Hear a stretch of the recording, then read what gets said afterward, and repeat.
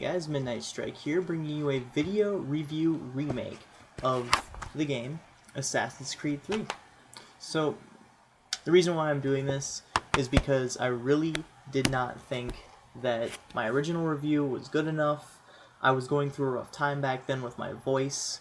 Obviously, if you guys were following my Tumblr, I posted something on there, and it was just awful. Like, for a month, month and a half almost, I just couldn't speak, and like when I was getting to the Assassin's Creed 3 part, I was just beginning to overcome that, but not quite. It was still on and off. So I'm gonna give it a shot right now, seeing as I got some spare time and it's 2013. I beat the game mid-December, like end of December. I actually got on 12/21/12, surprisingly. So I beat the game on 21/12, just to say I could, Just, there's a lot of those things. I watched 2012 and 2013, so on to the review. I think I cut it too much slack as well, because I gave it a 9.5 out of 10, whereas in all honesty, I think it deserves about an 8, or 8.5, because it's really not as good as I built it up to be.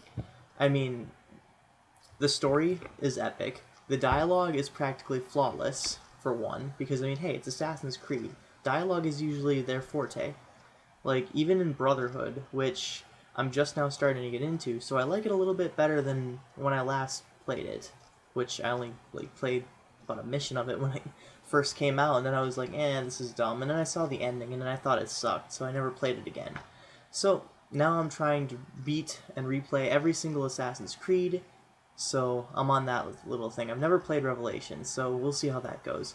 Assassin's Creed 3 puts you in the role of Connor, Rakalatuzui, whatever his name is. That's his Indian name. But first, you have to play as Hatham Kenway, his father, about 20 years before he's born, something like that. And you are coming to America, and you have to play about hour and a half, 2 hours worth of gameplay as Hatham before you take over as Connor. And the only downside to that is Hatham is about as bland as they come. His character is just not developed at all, and especially after Ezio's character development that overtook an entire trilogy, and then we get, slapped on. It's like they're trying to slap the face of Ezio or someone on another game. So, as I said before, I was replaying Brotherhood, so that gave me a little bit more insight into 3 as well, and just the system and how they do things. The part where you have to shut down the printing press in order to take the wanted posters down, how they, the little interactive tutorial on how to remove yourself from notoriety, it's the exact fucking same in 3 and Brotherhood. So, I don't know if they reused it, but 3 actually does a better job at it, so kudos to them for that. And while Connor is an interesting character to start, because you don't really know him that well, he begins to out himself as the Raiden of Assassin's Creed, because everyone was like, oh my gosh, we're getting tired of Ezio, Ezio's amazing, but we're getting tired of him, so they decided to throw in another protagonist, but he's not so much whiny, he's just not really good at what he does. He wants to be an assassin, first of all, then he wants to be a Templar, then he wants to help the Templars, then he wants to help the assassins with the Templars. It's a mindfuck, pretty much. And it's basically like he's trying to work with his father, Hatham, who is, outing himself and stuff like that, to beat the Templar Charles Lee. And he's actually the final boss of the game. And in all honesty, it's needlessly difficult. You start running, you can't keep up with him. He runs about 2, 3, 4 times as fast as you. It's a chase mission. That's the final mission. Yep, you heard me. It's a chase mission. A fucking chase mission. I'm not spoiling the plot or anything by saying that, but the ending mission was a disappointment in my mind. And the fact that it kind of caters to noobs.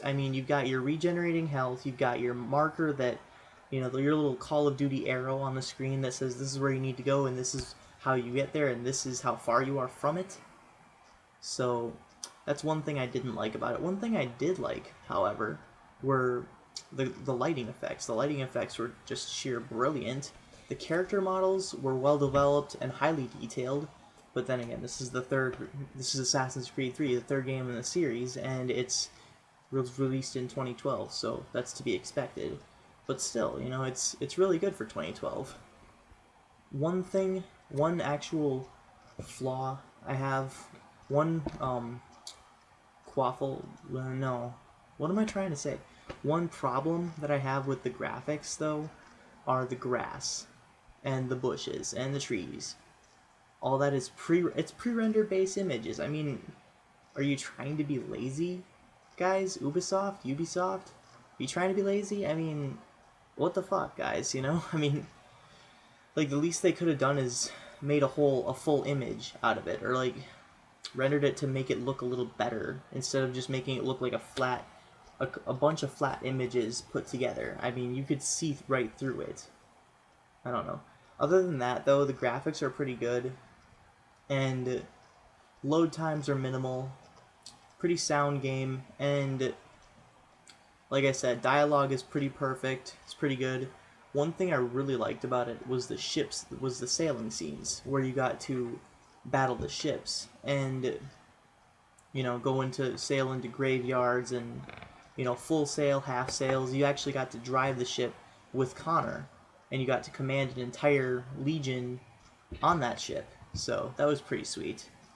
You can make him do whatever you want them to do. It's pretty sweet. And another addition that's in this game wasn't in the other games are the board games, and, like, say, checkers and other colonial games. My only gripe with that is that's the word I'm looking for. My only gripe with that is I was hoping that there would be chess, because I'm a huge chess fanatic. Nope, no chess. But hey, you can't get everything you want. And you know, it's really cool though how they integrated, you know, British history and everything, colonial times, American Revolution. You were actually in the American Revolution, like the Revolutionary War. It's really sweet. So, and like how they even react, how they act with the soldiers all standing in a line firing at you like a firing squad. They actually used to fight that way. So it makes you feel like you're actually in the world that they're trying to portray. It immerses you within itself. I don't know, I think it's really good. As far as stacking up to the rest of the games in the series, it's better than Brotherhood thus far. I haven't really beaten Brotherhood yet, so I can't really say. I'm actually starting to like Brotherhood a lot more than I initially had. So, but albeit not as much as 3. 3 had a lot of immersion and a lot of exploration. It was the biggest game. Yeah, hell, it's Ubisoft's biggest game yet. That's what they said. So, but as far as comparing it to 2, no way. No, it's not as good as 2 at all, in the least. So, that being said, I will probably give Assassin's Creed 3 an 8.5 out of 10, just like IGN. They were pretty much right on the money. So, while it does have a lot of good things, such as board games, ship battles, and like immersion, underground tunnels, and like details such as that, what it really lacks are the things that Assassin's Creed 2 pretty much cemented into its legacy, such as doctors and stuff like that. Like, I don't know, I guess I don't like the regenerating health at all. So regenerating health caters to noobs a little bit, and sometimes it's really, really easy. Other times it's just needlessly difficult. Like, you can tell they just upped the difficulty level just because there was no reason for it. So, other than that, there were a few times where I had a glitch, per se, in the horse riding.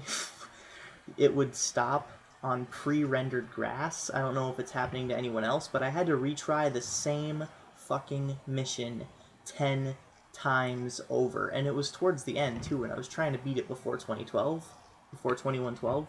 So it was really, really painstaking, and it was annoying. But then again, I don't know if it was happening to anyone else, or if it was just my copy, or if it was just the 360 version. So, that being said, Assassin's Creed 3, 8.5 out of 10. I would recommend it to people, but only after they play the second one first, because the second one is badass. I reviewed the second one a little bit earlier, and I gave it a 10 out of 10. One of the only games I would give a 10 out of 10. So, thanks for watching. I am Midnight Strike 3625. Game on.